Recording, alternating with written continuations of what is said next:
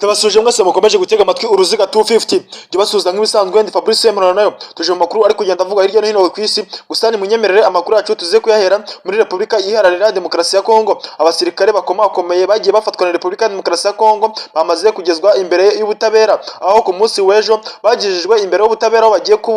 bajya kuburana bitewe nuko murabyibuka yuko ubwo M23 yafataga ibice bigiye bitandukanye muri Republika Iharanira Demokarasi ya Kongo, by'umwihariko umujyi wa Goma ndetse n'umujyi wa Bukavu ndetse n'ibindi bice bigiye bitandukanye. Hari abajenerali bari bayoboye urugamba bashinzwe ko bataye urugamba bakirukanka bamaze kubona M23 imaze kuza igitutu bagahunga, bigatuma bahita birukanka bagata intwaro, ndetse abasirikare bamwe bato bari bayobowe bamwe bafatwa n'umutwe wa M23 babafata bugwate, abandi barabashimuta. Gusanga abasirikare bakuru barabatereranye bahita bahunga barigendera. Abajenerali rero bakuru base bafatwa na Republika Iharanira Demokarasi ya Kongo bata muri yombi, bakaba bagiye kuburana ku byaha barashinjwa ibyaha byo kugambanira igihugu ndetse no kuta intwaro zihenze cyane bakazisigira umutwe wa M23 bagahunga, ndetse no gutererana abasirikare batoya bakabata bo bakabafata bugwate bo bakihungira, ndetse n'ubugambanyi hagati yuko bashobora kuba ngo baragambaniye Republika Iharanira Demokarasi ya Kongo kugira ngo bino bice bibashe kuba byafatwa n'umutwe wa M23. Ibi nibyo byaha by'ingenzi ubona ko bari kugenda bageragezwa kuba baregwa bitewe nuko ngo nibo bari bashinzwe kurinda uyu mujyi, ahubwo kugira ngo batrebe ibyo bakora kugira ngo batsinde urugamba ngo barahunze bariruka. Republika Iharanira Demokarasi ya Kongo rero ikaba igiye kubageza imbere y'ubutabera kugira ngo baburane, gusa biravuga yuko nta tolerance irimo, bano basirikare bose bagomba gukatirwa urwo gupfa bitewe nuko bahunze urugamba bakirukanka ndetse bagasegera intwaro zikomeye umutwe wa M23 zikawufatira, ndetse hagiye hanagaragara ubwo M23 yafataga umujyi wa Bukavu ndetse n'umujyi wa Goma,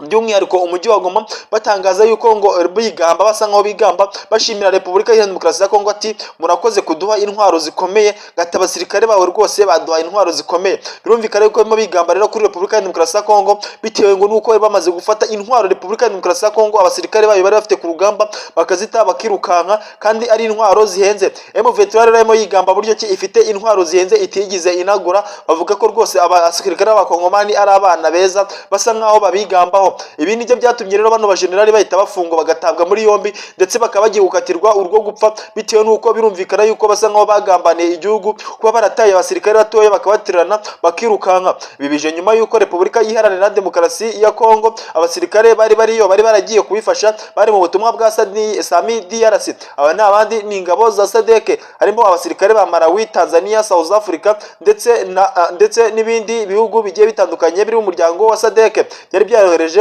abasirikare muri Republika Iharanira Demokarasi ya Kongo mu butumwa bwa Sami DRC gufasha Republika Iharanira Demokarasi ya Kongo kurwanya umutwe wa M23.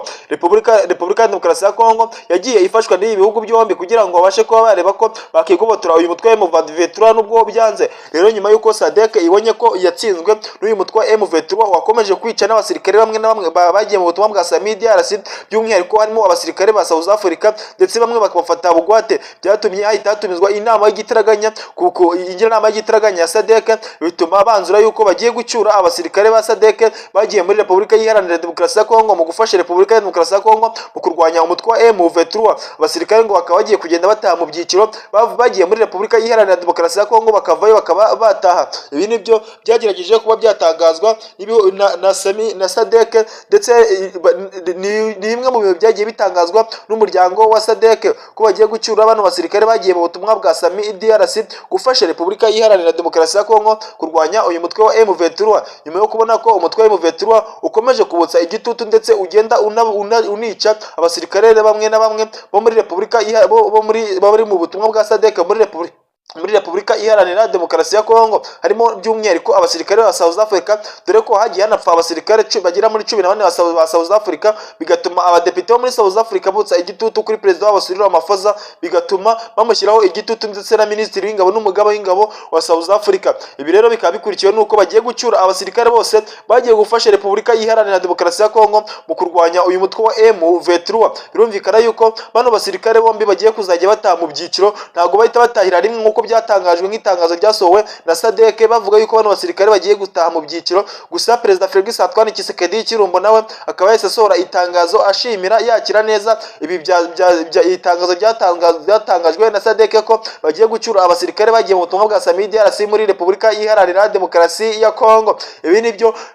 Perezida Felix Antoine Tshisekedi Chilombo yagerageje kuba yatangaza avuga yuko yishimiye iki cyemezo cya SADC cyo gucyura ingabo zari zaragiye muri Repubulika ya Demokarasi ya Kongo mu butumwa bwa SADC bari baragiye gufasha Repubulika Iharanira Demokarasi ya Kongo mu kurwanya umutwe wa M23. Nubwo SADC yatangaje ko ngo bagiye kugarura amahoro n'umutekano muri Repubulika Iharanira Demokarasi ya Kongo, gusa byagiye bigaragara yuko ku rugamba bagerageza kurwana ndetse bagafasha Repubulika ya Demokarasi ya Kongo ndetse bakanafatanya n'umutwe wa FDLR wasize ukoze jenoside yakorewe abatutsi umwaka w'igihumbi kimwe magana cyenda mirongo cyenda na kane mu kurwanya umutwe wa M23. Ibintu byagiye binatuma hatabaho ijisho ryiza hagati y'igihugu cy'u Rwanda ndetse na SADC, dore ko bigaragara yuko SADC ari nayo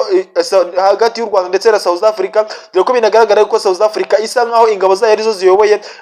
zino ngabo zari mu butumwa bwa Sami DRC.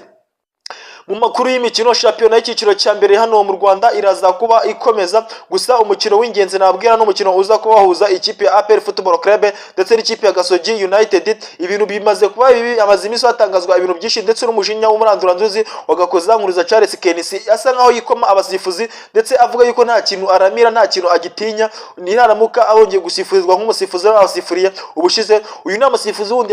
yakomeje kwikoma ni Isiake muri match 3 zose ngo yabasifuriye, yagerageje kuba yabiba. Kenisi rero yavuze yuko ngo ni aramuka bongeye kubiba ngazabajyana muri RIB, ngo kandi bibwe bari ku Munyentwari Alphonse Perezida Ferwafa ahari, ndetse avuga n'ibindi bitangaje avuga yuko APR igomba kubatsinda ruko abikoreye na Gasogi gatsinda ruko abikoreye, ngo dore ko amakipe yose afite ubushobozi bwo kuba yatsindana. Ibi byo rero gakoza nkuriza Charles Kenisi yagerageje kuba yatangaza. Ni umukino rero uza kuba ku isaha y'isa 11 kuri Kigali Press Stadium, akaba ari match twasisikariza kujya kureba. Niyo makuru rero nari mbazaniye ngende Fabrice Munono, ndabashimiye.